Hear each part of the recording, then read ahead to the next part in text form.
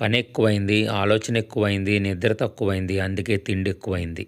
డబ్బు అనే సంపాదన కోసం ప్రాకులాడుతూ ఆరోగ్యం అనే సంపదను కోల్పోతున్నాను. మార్కెట్లో మనకి నిమ్మకాయలు ఇచ్చే అబ్బాయి తిన కూడా మన ఫాలోవరే.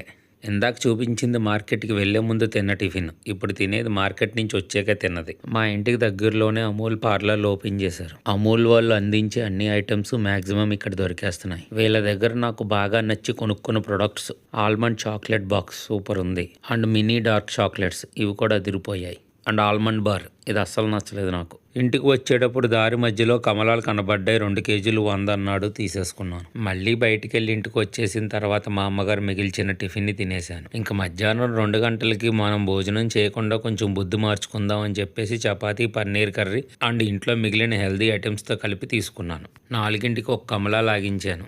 ఆకలి లేదని చెప్పినా సరే వినకుండా నాకు నీ కోసం ఇష్టంగా చేశానని చెప్పేసి ఎగ్ ఫ్రైడ్ రైస్ పెట్టేసింది.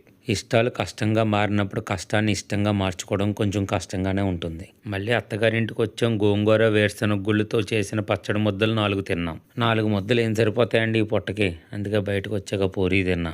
ఇన్ని కరెక్ట్గానే తింటున్నాను కానీ వెయిట్ చూడటం మాత్రం మర్చిపోతున్నా.